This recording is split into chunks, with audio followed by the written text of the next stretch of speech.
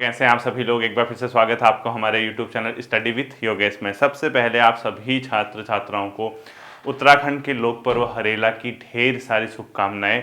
उम्मीद करता हूं जो हरेला है, जो हरियाली का एक त्यौहार है, लोक संस्कृति हमारी है, जिस तरीके से प्रकृति पर्यावरण में हरियाली हमेशा मतलब मैं विश करूंगा कि रहेगी, उसी तरीके से आपके जीवन में भी सदाबहार मतलब हरियाली या एक बहुत अच्छे जो वाइब्स हैं वो आपके लाइफ में रहें। इन सभी मतलब आप सभी छात्रों को इस चीज़ की आपको ढेर सारी शुभकामनाएं। ठीक है, देखिए बच्चों, इकोनॉमी की क्लासेस जिसका बहुत बेसब्री से आप लोगों को इंतजार रहता था या रहता है या रहेगा आने वाले समय में, क्लासेस अब आपको डीप ही मिलने वाली है। सिंपल सी बात है। ठीक है, आप दरोगा का एग्जाम दीजिए, आप आरओ आरओ दीजिए, आप ग्रुप सी के एग्जाम दीजिए, आप लोअर पीसीएस दीजिए, आप अपर पीसीएस दीजिए, आप प्रवक्ता का प्री एग्जाम दीजिए, किसी भी एग्जाम पे आपका ये काम आएगा ही आएगा। ठीक है, ये हर एग्जाम के लिए अपने आप में एक जड़ी बूटी या संजीवनी मान के चलिए, और सफलता उसकी लिखी जाएगी जो गहन अध्ययन पे बिलीव करता है।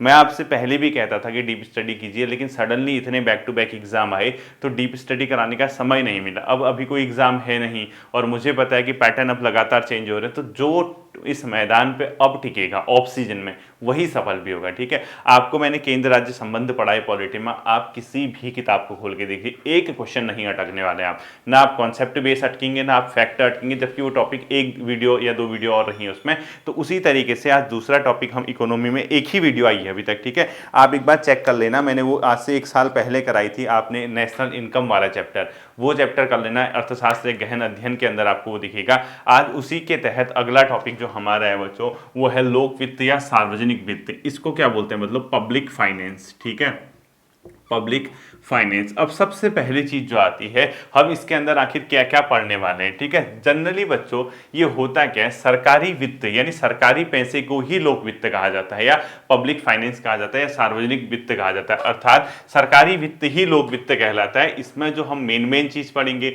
सरकार की प्राप्तियां यानी सरकार की जो रेसिप्ट हैं, सरकार कहां कहां से चीजों को प्राप्त करते हैं, वो इसमें हम लोग देखेंगे। इसके अलावा इसमें हम सरकार के खर्चे देखेंगे, यानी एक्सपेंडिचर सरकार कहां कहां करती है, वो सब चीजें आएंगी। इसके अलावा सरकार के जो घाटे हैं, लॉस होता है जो, वो कैसे होता है, क्या होता है, वो सब हम देखेंगे। इसके अलावा केंद्र राज्य के वित्त संबंध जो हम कहां पढ़ चुके हैं, पॉलिटी की क्लासेस में। ठीक है, देख लो लिंक कैसे हो रहा, केंद्र राज्य वित्त संबंध भी यहां पे आता है इस टॉपिक के अंदर, वो हम पॉलिटी में कवर कर चुके हैं। और इसके अलावा वित्त आयोग जो हम पॉलिटी में कवर करेंगे, या कुछ बहुत हम कर चुके हैं। ठीक है, बेसिकली सरकारी जो लोक वित्त है, सरकारी जो पैसा है यानी जो सरकार का पैसा है, यानी सरकारी वित्त को ही लोक वित्त कहते हैं। अगर आपसे ये पूछेगा कि लोक वित्त क्या है, तो आप सीधे सीधे बता देना सरकारी वित्त ही लोक वित्त है। ठीक है, इसके अंदर क्या क्या आप लोग पढ़ते हैं, हम लोग सरकारी वित्त के अंदर हमारे जो टॉपिक रहेंगे, क्या क्या हम लोग देखेंगे, आप इसको ध्यान से समझना।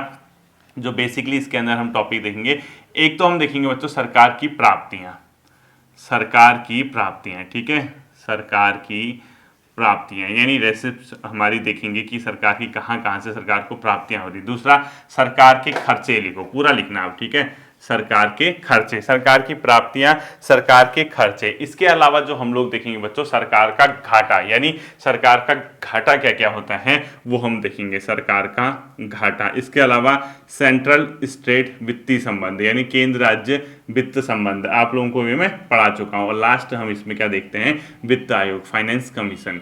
ये सब चीजें हम इसके अंदर देखेंगे। अब देखना, नाम से ही टॉपिक आपको लगेगा अरे क्या है, क्या पढ़ा रहे हैं सर, ये कौन सा टॉपिक है, हमें समझ में नहीं आ रहा। मैं बताऊंगा, जैसे अभी टॉपिक से पता नहीं चल रहा कि आपको इसके अंदर आप क्या पढ़ोगे, अभी आप देखना जब मैं पढ़ाना शुरू करूंगा आपके मुंह से अंत में ये निकलेगा वाव।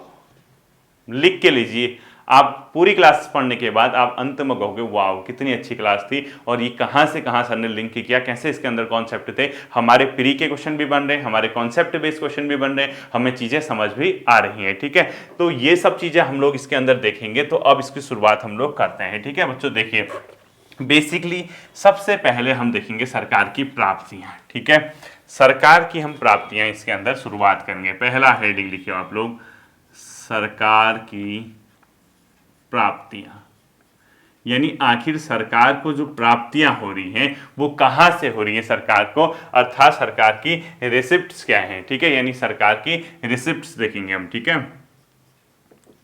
सबसे पहले हम क्या देखेंगे, सरकार की रिसिप्ट्स क्या क्या है, सरकार की प्राप्तियां क्या है, ये हमारा टॉपिक है। ठीक, अब देखो बच्चों, सरकार को बेसिकली दो प्रकार की रिसिप्ट यानी प्राप्तियां होती हैं, उसको बोलते हैं राजस्व प्राप्तियां और दूसरे को बोलते हैं पूंजीगत प्राप्तियां। ठीक है, इसको ये दो प्रकार की होती हैं, इसमें लिखो दो प्रकार की होती हैं, एक को बोलते हैं राजस्व प्राप्तियां, दूसरे को बोलते हैं पूंजीगत प्राप्तियां।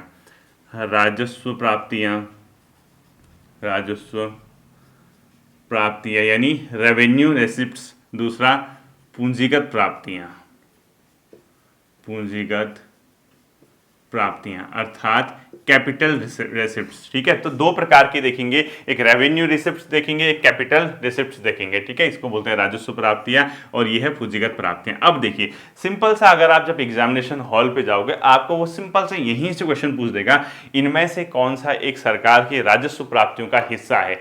वहीं पे आप बेहोश हो जाओगे अगर आपने आधा अधूरा ज्ञान लिया होगा, यानी अगर आप बिना पढ़े बिना समझे गए होगे, रट के गए होगे। अब बताओ कितनी राजस्व प्राप्तियां आप रट सकते हो। अगर आप वन लाइनर पढ़ते हैं, मैंने आपसे पहले कहा उत्तराखंड मत पढ़ना इस दौरान, बिल्कुल उत्तराखंड मत छूना, कहानी वहीं की वहीं थमी रह जाएगी अगर आप पुराने स्टूडेंट हैं मेरे। हाँ, अगर नए हैं, न्यू शुरुआत कर रहे हैं, तो उत्तराखंड की प्लेलिस्ट बनी है, district series, Uttarakhand history, Uttarakhand individual topic series या अलाना फलाना जो भी है वो देखते रहना। बट पुराने स्टूडेंट तो बिल्कुल उत्तराखंड की ओर नजर नहीं घुमानी है। ठीक है, देखो सरकार की दो प्रकार से सरकार को प्राप्तियां होती हैं, यानी रेसिप्ट जो मिलती हैं सरकार को, एक राजस्व होती है, एक पूंजीगत प्राप्तियां होती है। अब हमें क्या देखना है बच्चों, पहला हम लोग लिखेंगे राजस्व प्राप्तियां। ठीक है, जब तक आपको ये चीजें कॉन्सेप्ट पे समझ नहीं आती हैं तब तक आप पेन भी नहीं चला पाओगे।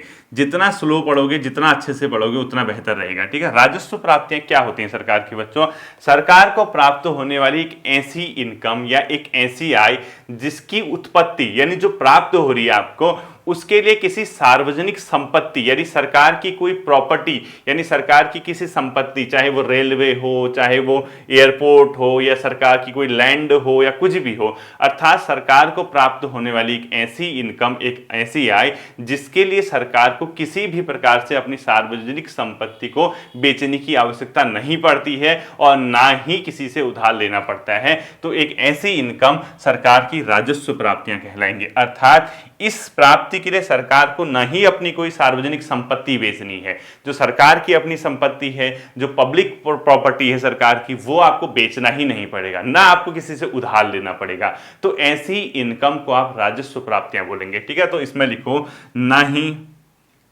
इसके लिए सरकार को, ऐसे लिखो, इसके लिए पूरा लिखना आप लोग। ठीक है, मैं वैसे लिखा देता हूं, मैं लिखूंगा नहीं। ठीक है, आप लोग लिखना, इसके लिए सरकार को अपनी किसी सार्वजनिक संपत्ति, इसके लिए सरकार को किसी सार्वजनिक संपत्ति व किसी से उधार लेने की आवश्यकता नहीं पड़ती है। ठीक है, वह किसी से उधार लेने, ये कट कर दिया मैंने। ठीक है, वह किसी से उधार लेने की आवश्यकता नहीं पड़ती है। ठीक है, उधार भी नहीं लेगी और सार्वजनिक संपत्ति भी नहीं बेचेगी या उसको बेचने की जरूरत नहीं पड़ेगी, यानी सार्वजनिक संपत्ति बेचने की जरूरत नहीं पड़ेगी। देखो, इसके लिए सरकार को किसी सार्वजनिक संपत्ति को बेचने की जरूरत नहीं पड़ती है, ना ही किसी से उधार लेने की जरूरत पड़ती है। तो ऐसी इनकम होती है राजस्व की प्राप्तियां। अब आप कहोगे ठीक है सर, आपने पढ़ा तो दिया, अब पेपर में कोई डेफिनेशन तो आती नहीं है, आप ये बताइए कि हम पेपर में अगर कभी क्वेश्चन आएगा इनमें से कौन सी एक राजस्व प्राप्तियां हैं या नहीं है, कैसे हम समझे, आपको कैसे समझना है, नॉर्मल सा सोचो, जैसे ध्यान से समझना। ठीक है, जैसे कोई अगर आप इनकम कर रहे हो, अगर आपने किसी प्रॉपर्टी को बेच दिया, संपत्ति को बेच दिया, तो बेच दोगे तो आपके पास जो इनकम आएगी वो सडनली आएगी ना, एक मुश्त पैसा तो आएगा। आपने बेच दिया, आपका पैसा सादा मिल गया, तो आप इसको राजस्व प्राप्ति में नहीं गिनोगे। ठीक है, या आपने किसी से उधार लिया, अब उधार आपने 10 करोड़ रुपए ले लिए, यानी 10,000 करोड़ सरकार ने किसी बैंक, विश्व बैंक से या कहीं से उधार ले लिया, किसी आरबीआई से उठा लिया, तो आपको उधार लिया तो अचानक से आपको बड़ा अमाउंट मिला ना, तो आप मान के चलिए राजस्व प्राप्ति में आपको टुकड़ों में पैसा रेगुलर इंटरवल पे मिलता रहता है। अब आपको सर समझ नहीं आया, लाइक अगर आपके पास एक घर है, एक मकान है, आपने किराए में कमरे चढ़ा रखे हैं, मंथली किराया अगर आपको आ रहा है तो कैसे इनकम होगी बाबू, राजस्व प्राप्ति। क्यों, एक रेगुलर इंटरवल पे आपको लगातार टुकड़े टुकड़े में जो मंथली पैसा है वो मिलता जा रहा है, मिल रहा है ना, तो इसको बोलते हैं राजस्व प्राप्तियां। लेकिन उसी मकान को अगर आपने एक मुश्त बेच दिया तो पैसा सडनली आपको साथ ही मिल जाएगा। अगर आपको बेचा 50 लाख का तो डायरेक्टली 50 लाख रुपए मिल गया, तो वो राजस्व प्राप्ति नहीं होगी, वो पूंजीगत प्राप्ति होगी। ध्यान रखना, कैपिटल जो मतलब रेसिप्ट होगी वो उसको वो कहेंगे। तो राजस्व प्राप्तियां जो होती हैं बच्चों, ये टुकड़ों में और लगातार, मतलब लगातार मिलते रहती है। ठीक है, ये कैसे लिखोगे, लगातार प्राप्त होती रहती हैं, ठीक है, और एकमुश्त प्राप्त नहीं होती है, एकमुश्त प्राप्त नहीं, ठीक है, ऐसे लिखो, एकमुश्त प्राप्त नहीं। तो एकमुश्त प्राप्त का मतलब सडनली आपने कोई चीज बेच दी, अगर आपने बेच दोगे तो सीधे पैसा आ जाएगा ना, लेकिन अगर आपने बेचा नहीं, अगर आपने रेलवे है, सपोज सरकार की संपत्ति रेलवे है, रेलवे आपने प्राइवेट सेक्टर को नहीं बेचा, तो रेलवे से जो आपकी इनकम हो रही है वो रेगुलर इंटरवल पे हो रही है ना, आप रेलवे के टिकट होंगे, ये होंगे, वो होंगे, सरकार को मिलते रह रहा है, रेवेन्यू हो रही है। लेकिन अगर आपने सीधे ही बेच दिया तो फिर तो पूंजीगत आय होगी, वो राजस्व इनकम नहीं होगी। तो समझ गए ना आप, अगर आप कभी एग्जाम्पल ये आता है पेपर में, इनमें से कौन सा एक राजस्व आय है या नहीं है, समझ जाना। अगर आपको उसको जो एग्जाम्पल दिया होगा उसके अंदर आपको पता चल गया कि हाँ सरकार को इससे रेगुलरली इंटरवल में इनकम प्राप्त हो रही, तो राजस्व आय होगी। तो राजस्व आय को हम कैसे गिनते हैं बच्चों? जो राजस्व प्राप्तियां होती हैं वो दो प्रकार से होती हैं, और वो कैसे होती है उसको बोला जाता है बच्चों कर राजस्व व गैर कर राजस्व। ये भी दो प्रकार की होती हैं। एक को बोला गया कर राजस्व, टैक्स रेवेन्यू, अर्थात कर से प्राप्त होने वाली आय राजस्व आय होगी, ठीक है, कर राजस्व। और गैर कर राजस्व, गैर कर राजस्व, ठीक है, कर राजस्व व गैर कर राजस्व दोनों ही कैसी हैं बच्चों? राजस्व सरकार की प्राप्तियां हुई है। अब आपको देखना कर राजस्व यानी टैक्स रेवेन्यू में भी दो प्रकार के होते हैं, ये भी दो प्रकार के होते हैं। एक को बोला गया टैक्स प्रत्यक्ष कर यानी डायरेक्ट टैक्स, और एक को बोला गया अप्रत्यक्ष कर, इनडायरेक्ट टैक्स, ठीक है, अप्रत्यक्ष कर, प्रत्यक्ष कर और अप्रत्यक्ष कर यानी डायरेक्ट टैक्स व इनडायरेक्ट टैक्स। ये क्या होगा अपने आप में? इनडायरेक्ट टैक्स, ठीक है, इनडायरेक्ट टैक्स। कर राजस्व और गैर कर राजस्व। तो गैर कर राजस्व के अंदर जो आएगा बच्चों वो कौन कौन सा आएगा? आपने किसी से कोई फी ली यानी फीस ली अगर आपने, तो वो गैर कर राजस्व का स्रोत हो गया, ठीक है। अगर आपने किसी पे फाइन लगाया तो वो क्या हो गया? गैर का। टैक्स थोड़ना है ये, सरकार को फाइन क्यों, चालान वगैरह होते रहते हैं, कोई टैक्स थोड़ना है, रेगुलर इंटरवल पे अमाउंट आता रह रहा है ना आपको। अगर आपने कहा चालान लगाना ही बंद कर देंगे, एक साथ पूरे देश से चालान ले लेते हैं, वो पूंजीगत आय होगी, लेकिन ऐसा होता नहीं है, ठीक है। तो गैर कर, ये कर थोड़ना होगा, किसी से कोई कहीं पे फी ले रहे हैं आप, कहीं पे कोई फाइन अगर आप लगा रहे हैं, इसके अलावा कहीं पे आपको किसी कोई प्रॉपर्टी है आपकी, उससे आपको लाभांश मिल रहा है, यानी आपको उसमें जैसे कोई प्रॉपर्टी है उसका लाभ है, उस लाभ का कुछ अंश अगर गवर्नमेंट को मिल रहा है यानी लाभांश इसको बोलते हैं। और इसके अलावा कहीं पे अगर तो ब्याज मिल रहा या कहीं पे आपको किसी स्पेक्ट्रम की नीलामी कर रहे हैं, वो सब गैर कर राजस्व है, ठीक है। ब्याज या किसी स्पेक्ट्रम की नीलामी लिख लो, 2G spectrum, 3G spectrum, 5G spectrum की नीलामी, ठीक है, स्पेक्ट्रम की नीलामी। इससे क्या होता है, आपको जो मिलता है वो गैर कर राजस्व होता है, ठीक है। अगर कभी क्वेश्चन आ गया इनमें से कौन से एक राजस्व आए, ये सब के सब राजस्व ही आए हैं बच्चों, ठीक है। मतलब गैर का राजस्व है तो राजस्व ना, देखो ये है किस चीज का हिस्सा, राजस्व प्राप्तियों का हिस्सा है। राजस्व प्राप्ति में दो तरीके की है, अब इसके अंदर भी सब राजस्व प्राप्ति होगी, ये भी सब राजस्व प्राप्त होगी, ठीक है। अब प्रत्यक्ष कर वो अप्रत्यक्ष कर, ये तो आप समझ गए गैर कर राजस्व। अब देखो पूंजीगत नहीं लिखा, पूंजीगत देखो हमेशा अगर पैसा एक मुश्त आ जाए, आप उधार ले रहे हो एक मुश्त प्राप्त कर रहे हो, किसी चीज को बेच रहे हो एक मुश्त प्राप्त कर रहे हो, वो तो पूंजीगत होगी। अब फी अगर किसी चीज पे ले रहे हो, स्टाम्प शुल्क, वो शुल्क, ये शुल्क, अलाना शुल्क, फलाना शुल्क, ढिमकाना शुल्क, वो आपको रेगुलर इंटरवल पर छोटा छोटा अमाउंट मिलता रहेगा। फाइन लगा दिया आपने, किसी चीज से लाभांश आप ले रहे हो, अब लाभांश एक ही दिन मिलता है क्या आपको? अगर लाभांश है तो आपकी प्रॉपर्टी है तो रेगुलर इंटरवल पे मिलता रहेगा ना। आपने कहा ना मुझे लाभांश नहीं लेना भाई, एक मुश्त मुझे पैसा दे दे मेरा, तो इसको ले जा, तेरा ही हुआ है, तो फिर आपने बेच दिया तो पूंजीगत आय होगी। इसके अलावा कहीं से ब्याज मिल रहा, ब्याज जो सरकार को मिलता है, किसी को पैसा दे रखा है, पैसा दे रखा है, तो उससे जो ब्याज मिलेगा सरकार को, ऐसा थोड़ा ना कि एक ही महीने में मिलेगा, एक महीने मिलेगा, अगले महीने मिलेगा, उसके अगले महीने मिलेगा, तो रेगुलर इंटरवल पे आपको छोटा छोटा अमाउंट मिल रहा है। अगर वो ब्याज जो सरकार को मिल रहा है, सरकार ने कहा ना ब्याज नहीं चाहिए मुझे, ऐसा कर तो सारा पैसा मुझे एक मुश्त रिटर्न कर दे, और उसने सारा पैसा ब्याज सहित एक मुश्त रिटर्न कर दिया, तो वो जो होगा फिर पूंजीगत आय हो जाएगी, ठीक है। इसके अलावा जो स्पेक्ट्रम वगैरह की नीलामी होती है, तो गैर कर राजस्व आपके ये हो गए, और कर राजस्व में प्रत्यक्ष कर और अप्रत्यक्ष कर, और ओवरऑल जो हो गया, ये ओवरऑल क्या हो गया? राजस्व प्राप्तियां यानी रेवेन्यू रेसिप्ट, ठीक है, ये रेवेन्यू रेसिप्ट होगी टोटल। अब देखना बच्चों, इसके अंदर हम लोग जो देखेंगे वो देखेंगे कर जो दो प्रकार के होते हैं, वो प्रत्यक्ष कर, वो अप्रत्यक्ष कर, ठीक है। अब हमने यही पढ़ना है प्रत्यक्ष कर क्या होते हैं, what is the direct tax, यानी डायरेक्ट टैक्स क्या होते हैं। इसमें हमेशा याद रखना डायरेक्ट टैक्स वो होते हैं जिस इंसान पे टैक्स लगाया जाता है वही उसको पेड करता है, यानी उसको शिफ्ट नहीं करेगा। तो पहला आपने हेडिंग लिखना है प्रत्यक्ष कर यानी डायरेक्ट टैक्स। आपने क्या हेडिंग लिखना है? प्रत्यक्ष कर अर्थात डायरेक्ट टैक्स। तो इसमें आप लोग लिखना ऐसे कर जिसके मामले में कर का भुगतान करने वाला व्यक्ति अर्थात जिस व्यक्ति पे कर लग रहा है, यानी जिस रूप से वैधानिक रूप से जिसको हम कर लगा रहे हैं, यानी पॉइंट ऑफ इंपैक्ट, यानी जिस पर कर लग रहा है, और जो व्यक्ति कर का अंतिम रूप से भुगतान कर रहा है यानी वहन कर रहा है, यानी पॉइंट ऑफ इंसिडेंट एक ही होता है। यानी प्रत्यक्ष कर क्या होता है? जिस पर कर लगे, जिस पर कर लगे वह जिसके द्वारा कर भुगतान किया जाए, जिसके द्वारा कर का भुगतान किया जाए, ठीक है, भुगतान किया जाए, वे दोनों एक ही होते हैं, ठीक है, वे दोनों एक ही होते हैं, एक ही होते हैं। तो ऐसे कर को क्या बोला जाएगा बच्चों? ये बोला जाएगा डायरेक्ट कर, अर्थात जिस पर कर लगे, यानी पॉइंट ऑफ इंसिडेंट, यानी जिस पर कर लग रहा है और जिसके द्वारा कर भुगतान किया जा रहा है, यानी जिसके द्वारा कर का भुगतान किया जाता है, अर्थात पॉइंट ऑफ इंपैक्ट और पॉइंट ऑफ इंसिडेंट, ये इंपैक्ट कर देना, पॉइंट ऑफ इंपैक्ट लिखना है इसको, जिस पर कर लग रहा है, ठीक है, और जिसके द्वारा कर का भुगतान, पॉइंट ऑफ इंसिडेंस, ठीक है, इसको लिखो पॉइंट ऑफ इंसिडेंस, वो दोनों एक ही इंसान होगा तो उसको प्रत्यक्ष कर लगेगा। अब मैं बताता हूं कैसे। सपोज, ठीक है, आपने कहा, सरकार ने कहा भाई इस बंदे पे टैक्स का रेट, इसकी इनकम है 30% टैक्स लगा दो इसकी आय पे, यानी जो इसकी सालाना आय होती है उसका 30% ये क्या करेगा? टैक्स करेगा। अब ये 30% सपोज ए पे लगा है।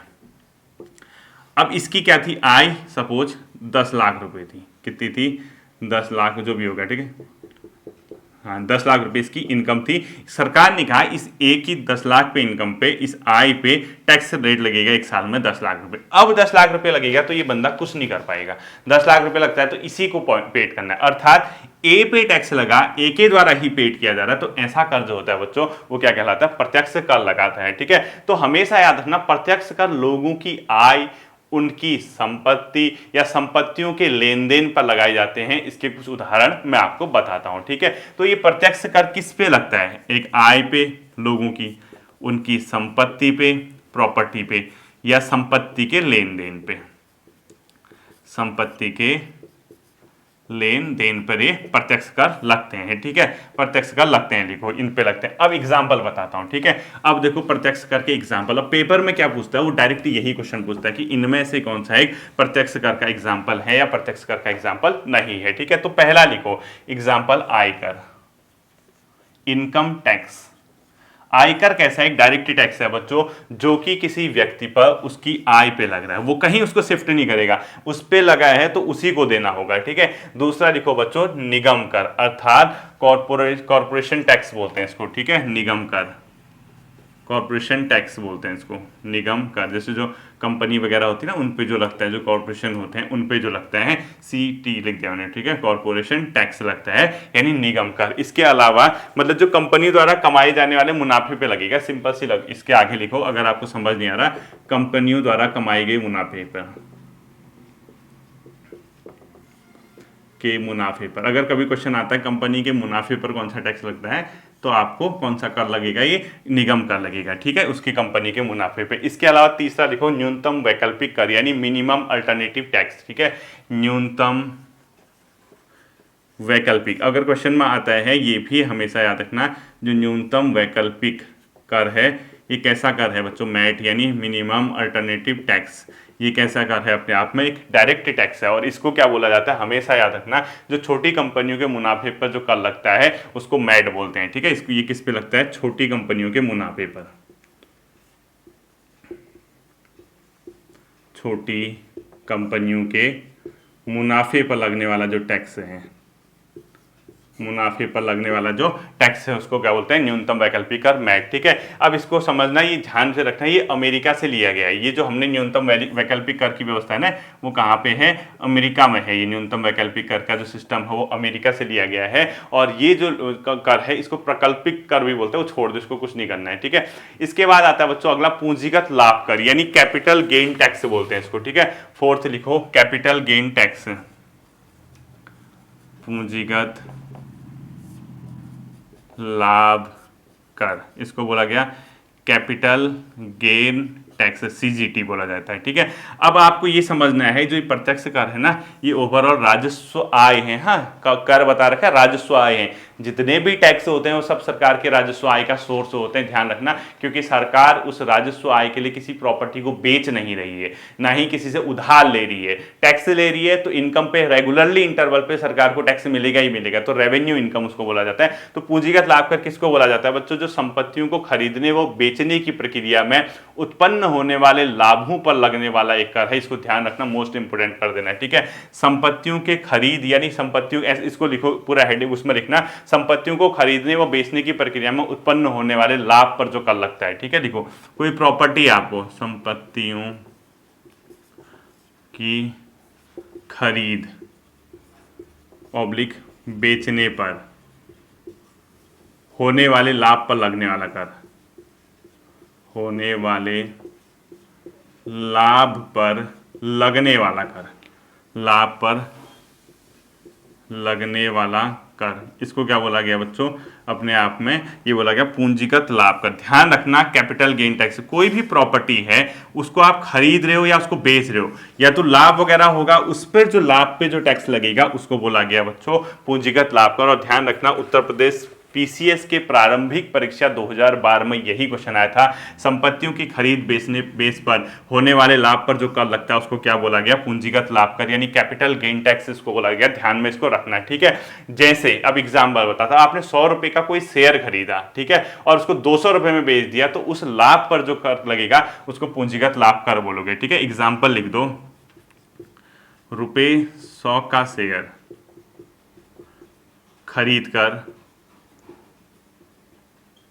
200 रुपये 200 में बेचने रुपये 200 पर बेचा, तो लाभ पर जो कर लगा उसको क्या बोला गया? कैपिटल गेन टैक्स, यानी पूंजीगत लाभ कर बोला गया। इसको ध्यान में रखना, इसको बोला गया सीजीटी, ठीक है। इसके अलावा बच्चों एक आता है संपत्ति कर, यानी वेल्थ टैक्स, यानी 1% के आसपास इसकी वैल्यू रखी गई है अभी, और ये हमेशा याद रखना आपकी जो प्रॉपर्टी होती है उस पर लगता है, ठीक है। फिफ्थ लिखो संपत्ति कर, वेल्थ टैक्स, संपत्ति कर, लगभग 1% के आसपास इसका कहीं होगा, ये भी अपने आप में प्रत्यक्ष कर का एग्जाम्पल है। इसके अलावा लिखो भूमि और भवन कर, यानी जो आपकी भूमि है या भवन है उस पर जो टैक्स लगता है, तो ये इसको प्रतिभूति लेन देन कर भी बोला जाता है, यानी सिक्योरिटी ट्रांसमिशन टैक्स भी बोलते हैं इसको। और ये क्या होता है बच्चों? लाइक अगर आपने 100 रुपए का कोई शेयर बेचा तथा उस पर लग जाएगा ही, अगर 100 रुपए का आपने टैक्स भी मतलब वो भी किया, क्या कहते हैं, शेयर वगैरह खरीदेगा, उस पर भी लग जाएगा, तो वो छोड़ दो। अभी आप पहले ये लिखो भूमि और भवन कर, मैं आपको बताता हूँ 6th वाला, ठीक है। भूमि व भवन कर,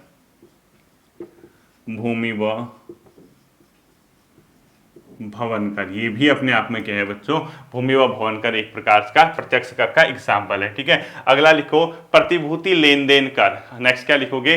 प्रतिभूति लेन देन कर, मैं बताता हूँ, सिक्योरिटी ट्रांजिशन टैक्स बोलते हैं इसको, ठीक है। प्रतिभूति लेन देन कर, 7th लिखो प्रतिभूति लेन देन कर। आपको ये थोड़ा ध्यान रखना, ये जो सिक्योरिटी ट्रांजिशन टैक्स है ना, सिक्योरिटी ट्रांजिशन टैक्स सीटीटी लिख दिया मैंने, ये क्या होगा? ध्यान रखना, आपको लाभ हो या हानि हो, इस पे आपको टैक्स पेड करना ही करना है। इसको सिक्योरिटी ट्रांजिशन टैक्स बोलते हैं। इसका मतलब क्या है बच्चों? मतलब ट्रांसमिशन टैक्स है, ट्रांजिशन नहीं, ट्रांसमिशन टैक्स बोलते हैं इसको। इसका मतलब क्या है? जैसे अगर आपने कोई 100 रुपए का कोई शेयर खरीदा, ठीक है, सिक्योरिटी मतलब आपने शेयर खरीदा और उस शेयर को बेचा, और उसको बेचने पर या जो भी हुआ आप पर उस पर टैक्स लगेगा ही लगेगा, चाहे आपको मुनाफा हो या लॉस हो, इससे कोई मतलब नहीं कि आपका घाटा हो रहा है या फायदा हो रहा है। तो इसके ब्रैकेट में लिखो, रुपये 100 रुपए का शेयर खरीद कर, 100 रुपए का शेयर खरीदकर उसे बेचने पर जो कर लगेगा, चाहे आपको मुनाफा हो या आपको नुकसान हो, आपको टैक्स लगेगा ही लगेगा, ठीक है। एग्जाम्पल लिख देना, उसको बोलते हैं प्रतिभूति लेन देन कर। तो ये थे। इसके बाद बच्चों जो सेकंड आता है वो आता है अप्रत्यक्ष कर, इनडायरेक्ट टैक्स, ठीक है। अप्रत्यक्ष कर, इनडायरेक्ट कर, इसमें लिखो ऐसे कर जिसमें point of impact and point of incident different होते हैं, अलग होते हैं। अर्थात जिस पर कर लगेगा और जो अंतिम रूप से कर का भुगतान करेगा वो दोनों अलग अलग होंगे। ये कर जो है ट्रांसफर होते रहते हैं एक जगह से दूसरी जगह। जैसे आपने एक पे लगाया, वो क्या करेगा, टैक्स सही तो दूसरे पे लगा देगा, वो दूसरे वाला तीसरे पे, यानी शिफ्टिंग कर देगा। अर्थात इसमें अप्रत्यक्ष कर में क्या लिखना है आपको, पूरा लिखना है आपको, जिनके मामले में कर का भुगतान करने वाला व्यक्ति, अर्थात जिस व्यक्ति पर कर लगाया जाता है, अर्थात पॉइंट ऑफ इंपैक्ट, और जिस व्यक्ति द्वारा कर का अंतिम रूप से भुगतान किया जाता है, अर्थात पॉइंट ऑफ जो अपने आप में क्या आता है इंसिडेंट, वो दोनों अलग होते हैं। ठीक है, लिखो, कर लगने वाला व्यक्ति, यानी अभी समझाऊंगा, ठीक है। पॉइंट ऑफ इंपैक्ट लिखो इसको, पॉइंट ऑफ इंपैक्ट, व कर का अंतिम रूप से भुगतान, अंतिम रूप से भुगतान करने वाले, अर्थात पॉइंट ऑफ इंसिडेंस, ठीक है, दोनों अलग हों,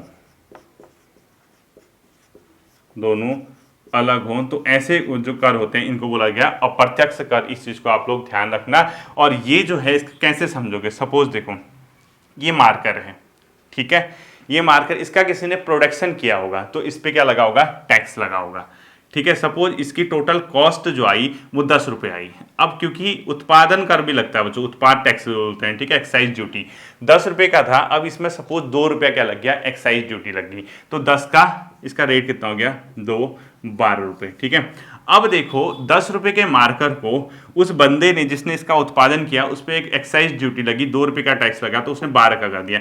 अब वो 10 रुपये का ही उसका कॉस्ट था, 2 रुपये उसके जो टैक्स लगे थे उसने इसमें जोड़ दिए 12 रुपये। अब आप मार्केट गए, आपने खरीदा, मेरे लिए खरीदा, आपने लेने की क्यों खरीदोगे सर, आपने कहा भाई हमें मार्कर सर को देना है, तो उसने आपको 12 रुपये का दिया, किसने, जिसने आपको, मतलब जो आपको बेच रहा है, तो वो जो टैक्स लगा था उसने किससे वसूल कर दिया, आपसे। आपका तो कोई दोस्त था ही नहीं, टैक्स इसको पड़ा था, इसने 10 रुपये की चीज 12 की कर दी, 2 रुपये टैक्स जोड़ दिया, और लास्ट में आप कौन भुगतान कर रहा है उसको, अपने आप में 12 रुपये आप। इसी प्रकार से देखो, जैसे आप लोग रेस्टोरेंट वगैरह में खाना खाने जाते होंगे, ठीक है, बिल होगा आपके पास, होगा बिल, उसमें चेक करना, उसमें सारा लिखा होगा, लास्ट में उसमें सेंट्रल जीएसटी सीजीटी लिखा होगा, सीजीटी और सेंट्रल जीएसटी, हाँ स्टेट जीएसटी जीएसटी, ठीक है, उसमें लिखा होगा इतना %, सपोज उसमें वैल्यू लिख रखी 30 रुपये इसकी, 30 रुपये इसकी, टोटल कर लिखा होगा 60 रुपये। तो अगर आपका खाने का बिल 400 रुपये था तो 60 रुपये इसने टैक्स जोड़ देंगे, यानी रेस्टोरेंट वाले ने तो 60 रुपये 30 रुपये केंद्र और राज्य को दे दिए बिल में, लेकिन उसने वसूल किससे किए, 60 रुपये लगा रेस्टोरेंट पे था, ले लिया आपकी जेब से, तो इसको बोला गया अप्रत्यक्ष कर। अर्थात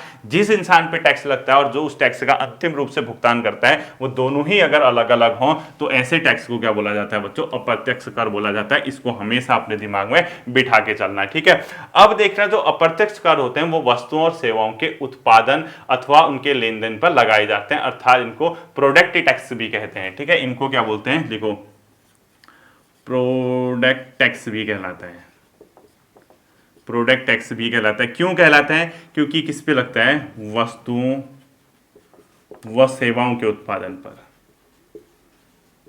सेवाओं के उत्पादन पर, ठीक है, वस्तुओं व सेवाओं के उत्पादन पर ये वाला टैक्स लगता है। इसको इसीलिए क्या बोला जाता है बच्चों, प्रोडक्ट टैक्स भी इसको कहा जाता है। ध्यान से इसको समझना है, ठीक है। अब चूंकि वस्तुओं और जो सेवाओं पे अगर बच्चों मतलब टैक्स लग रहा है, वस्तुओं और सेवाओं पर एक व्यक्ति, क्योंकि वस्तुएं और सेवाएं जो होती हैं, ये जो कोई गुड्स है, सपोज ये वस्तु है या कोई सेवा है, सर्विस कोई दे रहा, चाहे हॉस्पिटल की दे रहा, ट्रांसपोर्ट की दे रहा, एक जगह से दूसरी जगह रेलवे दे रहा, जो ये सब सेवा के अंदर आते हैं, ठीक है। वस्तु और सेवा बच्चों एक स्थान से दूसरे स्थान की ओर शिफ्ट होते हैं, एक व्यक्ति से दूसरे व्यक्ति की ओर, ठीक है। कोई प्रोडक्ट था वही तो रहेगा नहीं, किसी ने उसको उत्पादित किया होगा तो दूसरी जगह जाएगा, फिर दूसरी जगह, फिर दूसरी जगह, तो उनका अगर ट्रांसफर हो रहा है एक जगह से दूसरी जगह वस्तु और सेवाओं का, तो उस ट्रांसफर के साथ साथ जो टैक्स है, इनडायरेक्ट टैक्स, वो भी एक जगह से दूसरी जगह क्या होगा, मूव होगा। इसको ध्यान में रखना, क्योंकि वस्तु और सेवाओं का एक व्यक्ति से दूसरे व्यक्ति की ओर चलायमान होती है, इसलिए जो इस बात की संभावना हमेशा बनी रहती है कि उनके साथ साथ उन पर लगे जो टैक्स होते हैं वो भी आगे की ओर क्या हो जाए, भेज दिए जाए। इससे बाजार में कीमतें क्या हो जाती, ऊंची हो जाती है। इसको ध्यान में रखना। तो नीचे लिखो, चूंकि लिखो वस्तुएं वो सेवाएं, चूंकि वस्तु व सेवाएं, चूंकि वस्तु व सेवाएं पूरा लिखना आप लोग, ठीक है, एक स्थान से दूसरे स्थान पर चलायमान होती हैं, चलायमान मतलब एक जगह से दूसरी जगह जाती हैं, ठीक है, चलायमान होती हैं। इसलिए इस बात की संभावना रहती है कि इसलिए इस बात की संभावनाएं रहती हैं कि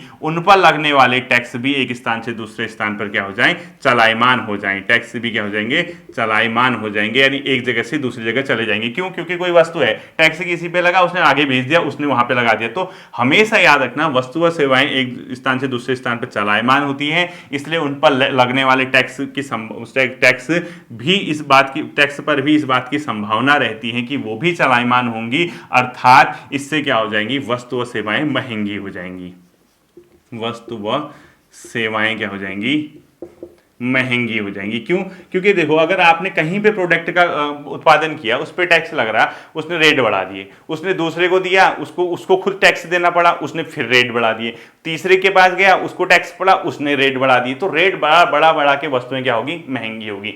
इन्हीं वस्तुओं की महंगाई को देखते हुए एक समान दर पूरे देश में लागू की जाए, इसी के लिए जीएसटी के कॉन्सेप्ट को सामने लाया गया, ताकि वस्तुओं और सेवाओं पे एक निश्चित दर तय कर दी जाए, किस वस्तु पे कितना लगेगा, और पूरे देश में जो टैक्स सिस्टम हो यूनिफॉर्म हो, यानी एक प्रकार के यूनिक टैक्स सिस्टम, यूनिक भी क्या कहते हैं, मतलब एक रूप टैक्स व्यवस्था हो आए, ताकि वस्तु और सेवाओं की कीमत जो है स्थिर रहे, पूरे देश में एक समान रहे। इसके अलावा जो टैक्स चोरी का सिस्टम हो वो कम हो, क्योंकि इसमें टैक्स चोरी का जो सिस्टम होता है वो ज्यादा रहता था, ठीक है। वो तो खैर बात की बात है, जीएसटी में पढ़ाऊंगा आपको अलग से, ठीक।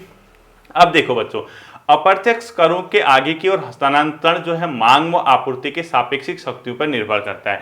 अब जो ये वस्तुएं सेवाएं हैं, ऐसा थोड़ा है कि अपने आप आगे को शिफ्ट हो जाएंगी, ये डिपेंड करता है कि उस चीज की डिमांड कितनी है, उस चीज की सप्लाई कितनी है, तभी तो ट्रांसफर होंगी ना।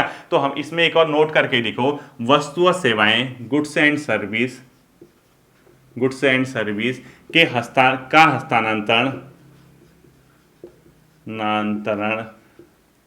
इनकी मांग व पूर्ति पर, सप्लाई कर ही नहीं पाओगे, निर्भर करता है, ठीक है, निर्भर। अब पता लगा मांग है ही नहीं तो क्यों जाएगा भाई शिफ्ट, किसी चीज की डिमांड है ही नहीं, क्यों शिफ्ट करेगा वो आगे की ओर, खुद ही सोचो, डिमांड ही नहीं है। जब चीजों की डिमांड होती है तभी वो शिफ्ट होता है, ठीक है, इस चीज को एक बार ध्यान रखना। इसके अलावा ये भी ध्यान रखना बच्चों, जो कर होगा, कर का जो हस्तांतरण होगा, जो अप्रत्यक्ष कर है, वो जो ट्रांसफर हो रहे हैं, वो वस्तुओं की प्रकृति पर भी निर्भर करती है। ध्यान से समझना इस चीज को। अब आप कहोगे सर इसका मतलब क्या हुआ, एग्जाम्पल देखना आप लोग, कोई ऐसी जो आवश्यक वस्तु है उसके मामले में ये कर अधिक मात्रा में आगे की ओर जाने की संभावना रहती है, ठीक है। एक इसमें मैं आपको समझाता हूं, देखो मैं क्या कहना चाह रहा हूं, ये तो समझ गए ना। अब मैं एक चीज आपको बताना चाह रहा हूं, आप लिखो, जो कर हस्तांतरण है, आपको इसी तरीके से लिखना, कर का हस्तांतरण वस्तु की प्रकृति पर निर्भर करता है। मोस्ट इंपोर्टेंट कर देना इस लाइन को, वस्तु की प्रकृति पर कैसे है, ठीक है, कर हस्तांतरण निर्भर, कर हस्तांतरण तो निर्भर करता है, ठीक है। अब आप कहोगे सर इसका मतलब क्या हुआ, इसका मतलब क्या हुआ, देखो बच्चों, आवश्यक वस्तु है, जैसे आवश्यक वस्तु, अब आपको क्या आवश्यक वस्तु, दवा, नमक, क्या रह लोगे, अगर कोई बीमार होगा तो मतलब बिना दवा खाए रह सकता है, नहीं रह सकता। नमक के बिना रह लोगे, नहीं। इसके अलावा खाद्यान्न या कोई कृषि वस्तुएं हैं, बिना भोजन के रह लोगे, खाद्यान्न ऑब्लिक कृषि वस्तुएं जो आवश्यक है, मतलब बिना जिनके लाइफ को जी पाना संभव नहीं है, ठीक है, कृषि वस्तुएं, ये सब चीजें हैं, जैसे जो आवश्यक वस्तुएं लाइक दवा, नमक, खाद्यान्न और कृषि वस्तुएं आदि, अगर इनकी ओर जो कर शिफ्ट होगा, कर हस्तांतरण होगा, वो अधिक संभावना, यानी इनकी इन केस में आगे की ओर जाने, यानी आवश्यक वस्तु जो होंगी पर कर हस्तांतरण, आवश्यक वस्तु जैसे ये पर कर आगे जाने की अधिक संभावना, कर हस्तांतरण की अधिक संभावना, लिखो तरण की अधिक संभावना, ध्यान रखना, ठीक है, अधिक संभावना रहती है इसमें कि कर आगे की ओर शिफ्ट हो जाए, क्योंकि इन चीज़ों को आप मना नहीं कर सकते हो। कस्टमर लेगा तो लेगा, ऐसा नहीं कि आप लोग कर पड़ गया, महंगा हो गया तो नहीं ले रहे हो। क्यों टमाटर नहीं खा रहे हो कि आजकल 150-200 रुपये किलो हो रहा है, मजबूरी तो है ही ना, लेना तो है ही। अगर आप बता दो नमक, अगर नमक 1000 रुपये किलो कर दोगे तो लेना तो पड़ेगा ही ना, आप बिना नमक के खा लोगे, भले ही कम यूज करोगे लेकिन खाओगे तो सही ना, वो आवश्यक वस्तु है। लेकिन अगर इसी की जगह विलासिता की वस्तु होंगी, लग्जरी लाइफ की विलासिता, मतलब जो भौतिक रूप से जैसे गाड़ी है, मतलब ये मतलब इस टाइप की चीज जो विलासिता जीवन आपको देते हैं, उसकी ओर अगर टैक्स होगा तो हस्तांतरण कम हो जाएगा, क्योंकि विलासिता की चीज है, इंसान जो है वो इस आधार पे चीजों को यूज करेगा कि अगर उसको लगेगा कि हाँ सस्ती है तो लेगा, महंगी है तो इग्नोर करेगा आप, लेकिन आवश्यक वस्तुओं को तो आप छोड़ नहीं सकते हो ना। तो लिखो विलासिता वस्तु की ओर, विलासिता वस्तु की ओर, पूरा लिखना है इसमें, ठीक है, विलासा वस्तु की ओर हस्तांतरण कम होगा, ठीक है। देखो विलासिता वस्तु की ओर, विलासिता वस्तु की ओर हस्तांतरण कम होगा। हस्तांतरण कम इसलिए होगा क्योंकि वो विलासिता वस्तु है, सस्ती है तो लो, महंगी है टैक्स पे टैक्स पड़ रहा है तो नहीं लेगा आदमी, ठीक है। इस चीज को और ध्यान रखना, और हमेशा याद रखना बच्चों, जो विलासिता की वस्तु होती है वो जो अपने आप में जो उनकी जो प्राइस होती है वो प्राइस इलास्टिक होती है, यानी वो लचकदार होती है, ठीक है। विलासिता वस्तु जो होती है ये लचकदार होती है, इनकी जो ये लिखो PRIC, प्राइस इलास्टिक, यानी लचकदार लिख दो इसको। अब आपको बताता हूं, ठीक है। और जो आवश्यक वस्तुएं होती है बच्चों, प्राइस इन इलास्टिक होती हैं, लिख दो प्राइस इन इलास्टिक, यानी अलचकदार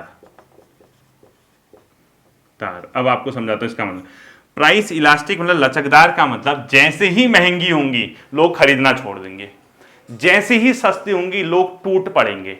ध्यान रखना है इसको, जो आवश्यक जो विलासिता की वस्तुएं होती हैं वो जैसे ही सडनली महंगी होगी लोग लेना ही बंद कर देंगे, भाड़ में जाए, जरूरी थोड़ा ना लेना, और जैसे ही सस्ती होंगे टूट पड़ेंगे। अरे सस्ता, आज देखो कोई अगर आप गाड़ी लेते हो, अगर आप 20 लाख की गाड़ी है, अगर उसको 1 लाख रुपया कर देना, एक गाड़ी नहीं दिखेगी, लोग मतलब अपना घर बार वो कर देंगे, गिरवी रख देंगे, लेकिन सारी गाड़ियां ले लेंगे। लेकिन वो 20 लाख की अगर 50 लाख कर दिया जाए ना, जितनी गाड़ियां बिक रही हैं वो भी बिकना बंद हो जाएगा, लिमिटेड लोग लेंगे, क्योंकि प्राइस इलास्टिक होती है। कौन सी? जो विलासिता की वस्तुएं होती हैं। और जो आवश्यक वस्तु होती है, दवा वगैरह, ये इनइलास्टिक होती हैं। क्यों? क्योंकि अब नमक है, अब नमक आप 1000 रुपए किलो कर दो तो भी इंसान उतना ही लेगा, अगर आप उसको फ्री बांट दो तब भी नहीं लेगा, उतना ही लेगा जितना उसको जरूरत, क्योंकि आवश्यक है वो जितनी आवश्यकता है। भाई अगर नमक सस्ता हो गया, ये थोड़ा ना कि सुबह से शाम तक नमक ही खाते रहो। अब आप लोगों में से कई लोग ऐसे होंगे, आप लोगों ने देखा होगा, आप नहीं होंगे, मजाक कर रहा हूं, घर में जैसे कई लोग होते हैं, जैसे वाइन वगैरह के शौकीन होते हैं, लोग पीना पसंद करते हैं। बोतल अगर सस्ती कर जाए, मार्च वगैरह के महीने देखना, जब मार्च फाइनल वगैरह होता है, कैसे ठेकों में भीड़ लगी रहती है, कुछ नहीं मिलेगा आपको वहां, सारा जितना है सब लोगों ने घर भर लिया होगा। दिल्ली में क्या हुआ था अभी बीच में, दिल्ली में देखा होगा आपने, जो वाइन है एक के साथ एक फ्री कर रखी थी, उसका रेट जो है हाफ, अगर आप 1000 रुपए की बोतल है, आपको 1000 रुपए में 2 बोतल मिल जाएंगे। लोगों ने क्या किया, सारा घर भर दिया, विलासिता थी उनको। अगर वही अगर डबल हो जाती, लोगों ने लेना कम कर देना था, ठीक है। तो मतलब विलासिता की वस्तुएं ऐसी होती हैं जो इंसान क्या करता है, उसको अगर रेट बढ़ गए तो उसको लेना छोड़ देगा, रेट कम हो गई तो उसको लेना ज्यादा कर देगा, लेकिन आवश्यक वस्तुओं पे कुछ फर्क नहीं पड़ता है बच्चों, ठीक है। नमक जितना खा रहे हो, अब बताओ आटा फ्री कर दें, ऐसा थोड़ा ना कि कल से 20 रोटी खा दोगे, ऐसा तो है नहीं ना। तो ये ध्यान रखना, इस पॉइंट को ध्यान रखना कि कौन सी इलास्टिक वस्तुएं होती है, कौन सी इन इलास्टिक वस्तुएं होती हैं। बट तो इस प्रकार की बातों को हमेशा ध्यान रखना, ठीक है। एग्जाम्पल ऑफ क्या लिखोगे आप, इनडायरेक्ट टैक्स, अप्रत्यक्ष कर के उदाहरण लिखो, कर के उदाहरण, ठीक है। उदाहरण मैं बताता हूं, पहला लिखो आप लोग सीमा शुल्क, सीमा शुल्क, ठीक है। सीमा शुल्क मतलब जब आपकी देश में कोई चीज आती है उस पे जो टैक्स लगता है, यानी आयात पे लगने वाला, इसको बोलते हैं कस्टम ड्यूटी, ठीक है, आयात पर। यानी अगर आपके देश में कोई चीज दूसरे देश से आती है तो यानी उसका इंपोर्ट करते हो आप, तो आयात पे जो कर लगेगा उसको बोला गया सीमा शुल्क, ठीक है। इससे क्या हो जाएगा, ये क्यों होता है, अपने मार्केट में अपने लोगों को सिक्योरिटी प्रदान करने के लिए। अगर आप इस सीमा शुल्क को नहीं लगाओगे तो आपके देश के व्यापारी या आपके देश के जो प्रोड्यूसर हैं वो तो बर्बाद हो जाएंगे, क्योंकि आपके देश में इनका जो आपके देश में ही उत्पादित हो रहा है उस पर तो आप आयात शुल्क लोगे नहीं, उस पर तो उत्पाद शुल्क वगैरह लोगे। अगर आप जो बाहर से चाइना वगैरह से मंगा रहे हो, अगर आप उस पर सीमा शुल्क नहीं लगाए तो वो सस्ती हो जाएगी, लोग ज्यादा खरीदेंगे, तो ज्यादा खरीदेंगे तो आपके देश का जो स्वदेशी जो हम कहते हैं वो मतलब व्यापार होगा वो ठप हो जाएगा। तो आयात शुल्क जो होता है सीमा शुल्क, यानी जो आयात पे जो लगता है सीमा शुल्क, ठीक है। इसी प्रकार से उत्पाद शुल्क होता है बच्चों, एक्साइज ड्यूटी, जो कि उत्पादन के मूल्य पे लगता है, ठीक है। उत्पाद शुल्क लिखो, उत्पादन शुल्क या उत्पाद शुल्क, मैं उसको इसको उत्पाद शुल्क लिखो, यानी एक्साइज ड्यूटी, ठीक है, उत्पादन के मूल्य पे लगने वाला, इसको बोला गया एक्साइज ड्यूटी, यानी उत्पादन के मूल्य पर, उत्पादन के मूल्य पर लगने वाला टैक्स, उत्पादन के मूल्य पर। अगर कभी बोलेगा कि उत्पादन के मूल्य पर जो टैक्स लगता है वो कौन सा टैक्स होता है, उत्पाद शुल्क होता है, ठीक है। तीसरा लिखो बच्चों सेवा कर, यानी सर्विस टैक्स, सेवाओं के उत्पादन के मूल्य पर लगने वाला, ठीक है, सर्विस टैक्स, सेवा कर। हॉस्पिटल, ट्रांसपोर्ट वगैरह पे सर्विस टैक्स, ठीक है। सेवाओं के मूल्य पर, सेवाओं के उत्पाद मूल्य पर, उत्पादन मूल्य पर, उत्पादन मूल्य पर कोई सर्विस दे रहा है उसका जो उत्पादन होगा वो किस रेट पे, उस पर जो टैक्स लगेगा और वो आप लोग उसे ले लेंगे, ठीक है, आपकी जेब से निकालेंगे। इसके अलावा सेल टैक्स लिखो, बिक्री कर लिखो, वस्तुओं की बिक्री के मूल्य पर सेल टैक्स लिखो, बिक्री कर, सेल टैक्स बोलते हैं इसको, ठीक है। वस्तुओं की बिक्री पर लगने वाला कर सेल टैक्स कहलाता है, ठीक है। इसके अलावा वैट लिखो, वैल्यू एडेड टैक्स, मूल्य वर्धित कर, जोड़े गए मूल्य पर लगने वाला, ठीक है। वैट लिखो, वैट मूल्य वर्धित कर, मूल्य वर्धित कर। अब ये मूल्य वर्धित कर लिखो, वैल्यू एडेड टैक्स। अब इनमें सबसे इंपॉर्टेंट आ गया जीएसटी, ठीक है। अभी हट के कई टैक्सेस में समाप्त करके जीएसटी बना दिया, वस्तु एवं सेवा कर, ठीक है। इनका एक ही मार्केट बनाने के लिए वस्तु एवं सेवा कर। अब देखना बच्चों, हमेशा याद रखना प्रत्यक्ष और अप्रत्यक्ष करों में प्रत्यक्ष कर को अधिक श्रेष्ठ माना जाता है, क्योंकि इसके पीछे का मुख्य कारण क्या है, प्रत्यक्ष कर को प्रगतिशील मानते हैं, यानी प्रोग्रेसिव बनाया गया है, और अप्रत्यक्ष कर को स्वभाव से ही प्रतिगामी माना गया है, ठीक है। अगर कभी क्वेश्चन आता है कि प्रत्यक्ष और अप्रत्यक्ष करों में कौन सा बेहतर है, तो प्रत्यक्ष कर हमेशा बेहतर माना जाता है, क्योंकि वो प्रगतिशील है, यानी प्रोग्रेसिव है। अभी बताता हूं, ठीक है, नोट करके लिखो। यही क्वेश्चन यूकेपीएससी ने पिछली बार पूछा था। अब कहां वन लाइनर में ढूंढते रहोगे बताओ। प्रत्यक्ष कर जो होता है बच्चों प्रगतिशील होता है, ठीक है। इसमें लिखो प्रोग्रेसिव, इंग्लिश में लिखना ब्रैकेट में प्रोग्रेसिव, और यही बेहतर भी माना जाता है, ठीक है, बेहतर माना जाता है, लिखो बेहतर माना जाता है। और अप्रत्यक्ष कर जो होता है प्रतिगामी होते हैं, अभी बताता हूं, ठीक है। अप्रत्यक्ष कर ये होता है प्रतिगामी, क्या माना जाता है, प्रतिगामी माना जाता है अप्रत्यक्ष कर को, यानी इसको जो बोला गया बच्चों उसको प्रगतिशील बोला गया, इसको रिग्रेसिव बोला गया। इस प्रकार अप्रत्यक्ष कर सामाजिक न्याय की संकल्पना के विरोधी हैं। रिग्रेसिव टैक्स लिखो, इसको रिग्रेसिव टैक्स बोला गया इसको, ठीक है। और ये जो है सामाजिक न्याय के सिद्धांत के खिलाफ है, सोशल जस्टिस के खिलाफ है, ठीक है। अभी बताता हूं कैसे, सामाजिक न्याय के सिद्धांत के खिलाफ है।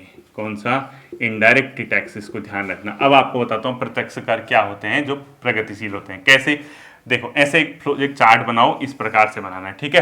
प्रगतिशील कर का मतलब बच्चों आय के साथ बढ़ने के साथ साथ अगर आपकी टैक्स की दर भी बढ़ रही है तो उसको बोला गया प्रत्यक्ष कर, यानी प्रगतिशील। इसको लिखो रेट ऑफ टैक्स, यानी कर की दर। ये लाइन जो दिखा दी मैंने रेट ऑफ टैक्स दिखा दिया। और इधर लिखो इनकम, यानी आय का स्तर, आय लिखो, ठीक है, आय का स्तर।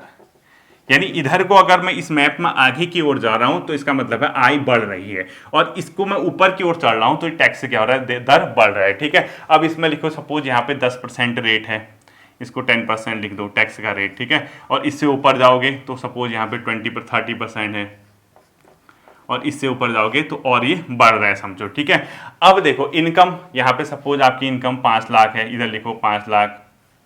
इससे आगे जाओगे तो आपकी हो सकता है 20 लाख यहाँ पे हो। अब देखो प्रगतिशील कर किसको बोला गया, इसको बोला गया, इसको यहाँ पे लिखो प्रगतिशील, ठीक है, पहला वाला प्रगतिशील कर बोला गया इसको। अब प्रगतिशील, और दूसरी मैं लाइन डालूंगा बच्चों उसको बोलना प्रतिगामी कर, ठीक है, ऐसे डालूंगा, इधर लिख दो प्रतिगामी, सेकंड वाला।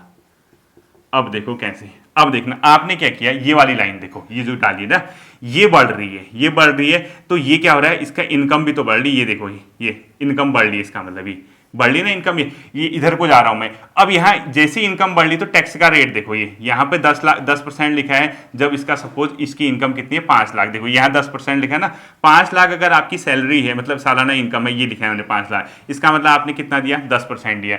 जैसे ही आप आगे को इनकम बढ़ा के आप 20 लाख पे पहुंच गए, ये देखो 20 लाख पे पहुंच गए, तो आपका टैक्स का रेट कितना कर दिया 30% कर दिया। देखो यहाँ टैक्स की दर भी बढ़ गई, यानी आपकी आय बढ़ रही है, टैक्स का रेट भी बढ़ रहा है, तो उसको बोला गया प्रगतिशील। यानी आय अगर बढ़ रही है और टैक्स भी बढ़ रहा है तो इसको बोला गया प्रगतिशील कर, यानी कहीं ना कहीं इनकम बढ़ने के साथ साथ टैक्स बढ़ रहा है।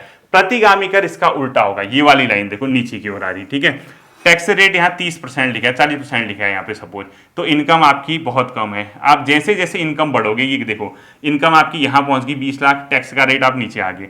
इनकम आपकी यहाँ सपोज 50 लाख पहुंच गई, टैक्स का रेट आप और नीचे आओगे। 1 करोड़ पहुंच गई, टैक्स का रेट और नीचे आओगे, इधर पहुंच जाओगे। तो कहीं ना कहीं इनकम बढ़ने के साथ साथ, यानी अगर आपका ये वाला देखना आय बढ़ रही है और टैक्स कम हो रहा है, तो इसको बोला गया अप्रत्यक्ष कर यानी प्रतिगामी कर। ठीक है, प्रतिगामी कर इसको बोला गया रिग्रेसिव टैक्स।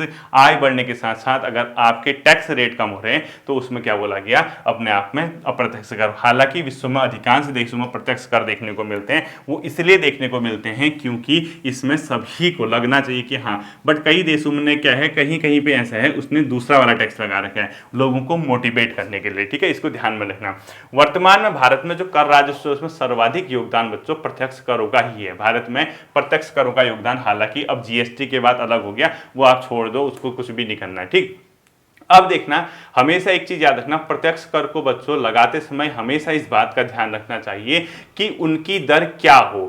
ठीक है, क्योंकि हमेशा एक चीज याद रखना, कर की दरों को लगातार बढ़ने से राजस्व लगातार बढ़े ये जरूरी नहीं है। ये मैं आपको वैसे समझा रहा हूं, नॉर्मल बात है, लिखने की जरूरत नहीं है। कभी भी ध्यान रखना, जैसे जैसे आप प्रत्यक्ष कर लगाओगे, डायरेक्ट टैक्स लगाओगे, तो इस बात का ध्यान हमेशा रखना चाहिए कि आपका उसका रेट क्या हो। अगर आपने बहुत ज़्यादा रेट कर दिया, आप ये नहीं कि आपको ज़्यादा राजस्व मिलेगा सरकार को, जरूरी नहीं है। क्योंकि अगर आपने ज़्यादा रेट रख दिया तो काम करने वाला डिमोटिवेट हो जाएगा, उसको ये लगेगा कि यार मैं इतना ज़्यादा मेहनत कर रहा हूँ, इतना मेरा कमाने की कोशिश कर रहा हूँ, मेरे पे तो इतने से ज़्यादा पैसा टैक्स में ही देना पड़ जा रहा है। इसीलिए देखा होगा आपने, मैक्सिमम दर 30% से ऊपर नहीं रखा जाता है, 30%, 28%, 25-20%, क्योंकि अगर आप ज़्यादा टैक्स पैसा रेवेन्यू कलेक्ट करने के चक्कर में अगर उससे टैक्स रेट बढ़ाते गए तो वो डिमोटिवेट हो जाएगा। तो डिमोटिवेट होगा, वो उत्पादन करना कम कर देगा, काम करना कम कर देगा, और काम करना कम करेगा तो सरकार को प्राप्त होने वाला राजस्व जो है वो कम हो जाएगा। तो इसीलिए